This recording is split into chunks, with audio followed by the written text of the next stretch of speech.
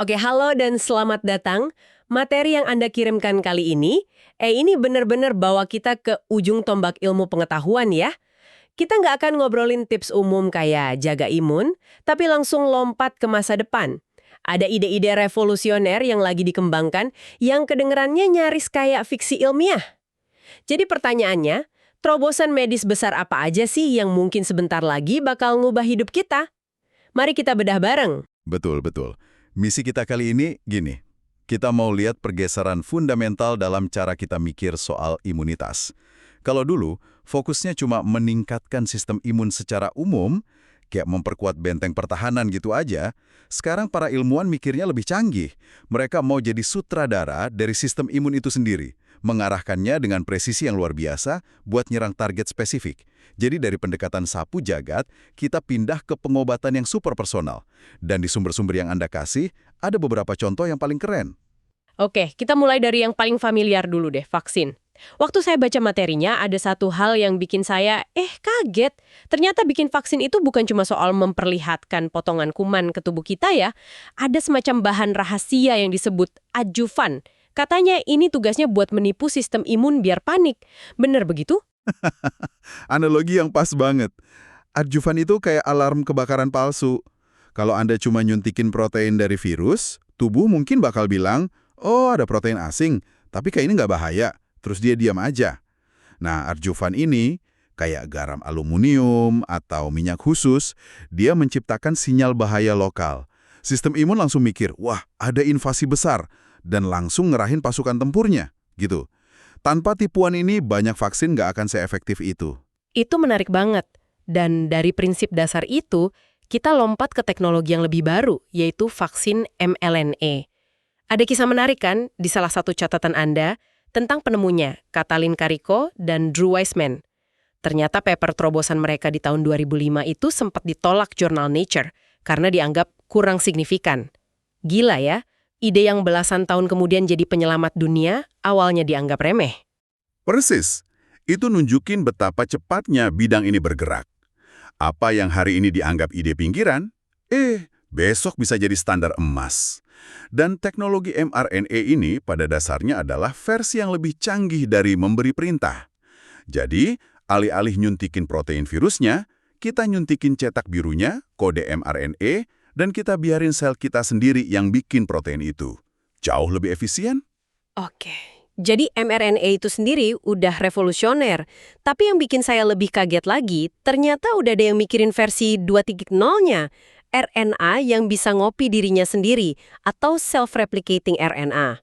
Konsepnya kedengaran fundamental banget perubahannya. Tepat. Ini lompatan berikutnya. Coba bayangkan gini deh. Dengan vaksin mRNA biasa, Anda nyuntikin sejumlah resep. Setiap resep cuma bisa dibaca sekali sama sel buat bikin satu protein. Nah, dengan RNA yang bisa mereplikasi diri, Anda nyuntikin satu resep. Tapi resep itu punya kemampuan buat fotokopi dirinya sendiri ribuan kali di dalam sel. Jadi dari satu resep aja, Anda bisa dapat ribuan protein target. Artinya ini dosis yang dibutuhin bisa jadi jauh lebih kecil kan? Kalau resepnya bisa gandain diri, kita nggak perlu ngirim terlalu banyak di awal. Tepat sekali. Dan ini dampaknya besar. Salah satu artikel yang Anda kirim nyebutin lebih dari separuh penerima vaksin mRNA sekarang ini ngalamin efek samping, kayak demam atau sakit kepala. Itu wajar sih, respons imun, tapi kan nggak nyaman. Nah, dengan dosis yang jauh lebih rendah, potensi efek samping semacam itu bisa sangat berkurang. Ini langkah menuju vaksin yang nggak cuma efektif, tapi juga lebih nyaman buat penggunanya. Kalau teknologinya secanggih ini, rasanya sayang ya kalau cuma dipakai buat ngelawan virus flu atau COVID. Apa ini bisa diaplikasikan buat tantangan medis terbesar kita? Kanker misalnya. Anda ngebaca pikiran saya, itulah tujuan besar berikutnya. Vaksin kanker yang dipersonalisasi. Dan yang menarik, menurut salah satu sumber Anda, BioNTech yang kita kenal karena vaksin COVID, itu sebenarnya didirikan dengan misi utama buat bikin vaksin kanker. Proyek virus corona itu tadinya malah proyek sampingan. Wow, jadi fokus utama mereka emang kanker. Terus gimana cara kerjanya? Kanker kan bukan virus, dia dari sel tubuh kita sendiri. Betul. Nah, disinilah letak kejeniusannya. Setiap tumor kanker di setiap orang itu unik, karena punya serangkaian mutasi genetik yang beda-beda. Prosesnya gini, dokter ngambil sampel tumor pasien, Terus DNA-nya dianalisis buat nemuin mutasi unik itu. Lalu, para ilmuwan ngerancang vaksin mRNA khusus yang isinya kode buat bikin protein-protein hasil mutasi itu. Waktu vaksin ini disuntikin, sistem imun Anda diajarin buat ngenalin, hey, sel dengan protein aneh ini musuh. Lalu mereka bakal nyari dan hancurin semua sel kanker yang punya mutasi itu di seluruh tubuh. Jadi ini kayak bikin poster wanted yang super spesifik gitu ya. Khusus buat sel kanker di tubuh satu orang aja, bukan lagi poster umum. Kolaborasi antara Moderna dan Merck buat vaksin melanoma. Mereka mau lihat apa vaksin personal ini bisa nyegah kanker kulit itu datang lagi setelah operasi. Hasil akhirnya sih emang baru keluar sekitar tahun 2029, tapi ini nunjukin betapa seriusnya mereka. Luar biasa. Jadi dari vaksin yang sama untuk semua, kita menuju vaksin yang dibikin khusus buat satu orang. Di sumber Anda, pendekatan rekayasa ini nggak berhenti di vaksin. Ada molekul lain yang juga dioprek habis-habisan, antibodi kan? Benar sekali. Antibodi ini penembak jitu alaminya sistem imun kita. Molekul bentuk Y yang spesifik banget ngunci targetnya. Industri farmasi yang dibangun di atas antibodi ini nilainya lebih dari 100 miliar dolar. Tapi sekarang, para ilmuwan tuh nggak puas cuma nemuin antibodi alami. Mereka mulai mendesain antibodi baru yang nggak pernah ada di alam. Mendesain, maksudnya gimana tuh? Salah satu contoh paling keren di materi Anda itu antibodi trispesifik. Bayangin deh, antibodi biasa kan punya 2 lengan buat megang satu jenis target. Nah, antibodi rekayasa ini punya 3 lengan. Dan tiga-tiganya bisa megang 3 target berbeda secara bersamaan. Ini kayak pisau Swiss Army buat sistem imun. Tunggu, saya coba bayangin. Kalau buat lawan kanker gimana cara kerjanya? Satu lengan pegang apa, lengan lainnya pegang apa? Nah, begini cara kerjanya yang cerdas. Satu lengan diprogram buat ngikat sel T, yaitu tentara pembunuh utama di sistem imun kita. 2 lengan lainnya dirancang buat ngikat 2 molekul berbeda yang cuma ada di permukaan sel kanker. Hasilnya, antibodi ini secara fisik nyeret sel T dan nempelin ke sel kanker. Jadi kayak... Oh, kayak mak comblang paksa gitu ya? Antara pembunuh sama targetnya? Iya, persis. Analogi yang pas banget. Jadi sel T yang mungkin tadinya bingung atau nggak ngenalin sel kanker, sekarang dipaksa buat hadap-hadapan langsung dan nyerang. Dan paksaan itu kuncinya. Karena di banyak kasus kanker, sel T ini sebenarnya ada di dekat tumor, tapi dia bingung atau tertidur. Antibodi ini kayak ngasih perintah langsung yang nggak bisa ditolak. Wow. Pendekatan yang sama juga lagi diuji buat ngelawan virus bandel kayak HIV. Ada antibodi trispesifik yang dirancang buat ngunci 3 bagian berbeda dari virus HIV sekaligus. Jadi virusnya hampir mustahil buat kabur. Hasil labnya, menurut sumber Anda, mencengangkan. Satu antibodi ini bisa netralin 98% dari 208 varian HIV yang diuji. Gila, 98% itu angka yang luar biasa. Oke, saya pikir ini udah puncak dari rekayasa biologi, tapi terus saya baca bagian yang paling aneh sekaligus brilian di salah satu artikel.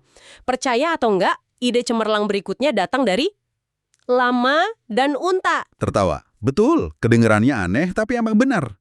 Lama, unta, dan kerabatnya itu ternyata punya jenis antibodi kedua yang jauh lebih kecil dan sederhana. Para ilmuwan namain itu nanobody. Karena ukurannya yang mini, nanobody ini lebih stabil, lebih gampang diproduksi massal, dan bisa nembus jaringan tubuh yang sulit dijangkau antibodi biasa. Jadi, ini bukan cuma mainan di lab kan? Apakah udah ada obat yang pakai nanobody ini? Sudah. Salah satu sumber Anda nyebutin obat namanya Caplacizumab. Ini obat yang disetujui buat ngobatin kelainan darah langka di mana trombosit darah menggumpal secara liar. Obat ini pada dasarnya adalah nanobody sintetis yang dirancang buat ngunci satu protein spesifik penyebab penggumpalan itu. Ini bukti nyata. Oke, vaksin personal, antibodi super, ini semua udah kedengeran kayak fiksi ilmiah. Tapi saya ingat ada satu ide lagi di sumber Anda yang paling gila, yang soal ngubah sel tubuh kita sendiri jadi pabrik obat itu. Bisa kita bahas? Tentu. Ini mungkin adalah visi paling jauh ke depan ya. Dari semua yang kita bahas. Konsepnya adalah, daripada kita terus-terusan nyuntikin antibodi rekayasa dari luar, gimana kalau kita program sel kita sendiri buat produksiin selamanya? Memprogram sel kita sendiri? Caranya gimana? B. Pabrik antibodi alami di tubuh kita. Secara teori, prosesnya gini. Dokter ngambil sampel sel B dari tubuh Anda. Di lab, Mereka pakai CRISPR buat ngedit DNA di dalam sel B itu, ganti resep antibodi standar dengan resep antibodi super yang kita mau. Misalnya, antibodi buat lawan HIV tadi. Lalu sel B yang udah diedit itu disuntikin lagi ke tubuh? Tepat. Sel B yang udah di-upgrade itu bakal balik ke rumahnya di sumsum tulang dan mulai produksi antibodi super canggih itu secara terus-menerus. Seumur hidup Anda. Bayangin potensinya. Cukup 1 kali perawatan dan tubuh Anda bisa punya perlindungan permanen. Nggak perlu lagi suntik berulang kali. Wow, itu benar-benar ngubah paradigma ya. Bukan lagi ngobatin dari luar, tapi nge-upgrade sistem pertahanan kita dari dalam. Seperti yang disebutin di sumber Anda, ini emang masih di tahap konsep, tapi ini jelas nunjukin kemana arah tujuannya. Betul. Ini tujuan utamanya. Transformasi dari pengobatan reaktif jadi pertahanan proaktif yang terpasang permanen di dalam tubuh kita. Jadi, kalau kita rangkum semua ini, apa artinya buat Anda yang dengerin? Kita udah lihat gimana ilmuwan bergerak dari vaksin biasa ke arah vaksin RNA yang bisa gandain diri, artinya dosis lebih rendah, efek samping lebih ringan. Kita juga lihat impian soal vaksin kanker yang dibikin khusus buat ngelawan tumor unik Anda sendiri. Terus, kita masuk ke dunia antibodi, di mana kita nggak lagi cuma ngandelin alam, tapi merekayasa pisau Swiss Army biologis, yang bisa nyeret sel imun buat nyerang kanker, atau nanobodi mungil dari lama, yang bisa jadi kelas obat baru. Dan semua ini muaranya ke satu visi besar. Visi di mana kita nggak lagi cuma meningkatkan sistem imun, tapi benar-benar menyutradarainya. Kita beralih dari pengobatan massal ke pengobatan yang dirancang khusus untuk biologi tubuh Anda. Persis. Meskipun banyak dari teknologi ini mungkin masih butuh bertahun-tahun buat bisa Anda akses ya. Memahaminya aja udah ngubah cara kita mandang tubuh kita. Sistem imun itu bukan sekedar perisai pasif yang perlu didongkrak pakai vitamin. Ia adalah sistem yang luar biasa cerdas, dinamis, dan kuat. Dan sekarang, sains ngasih kita alat buat jadi sutradaranya. Sebagai penutup, mari kita kembali ke gagasan paling provokatif yang muncul dari materi Anda. Merekayasa sel B untuk menghasilkan antibodi pesanan. Ya, ide itu membuka sebuah pertanyaan besar yang menarik untuk kita renungkan.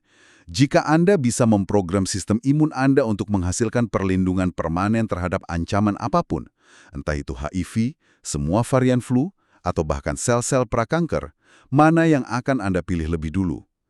Dan apa artinya bagi masa depan umat manusia ketika perlindungan terhadap penyakit bukan lagi soal keberuntungan atau genetika, melainkan soal pilihan desain?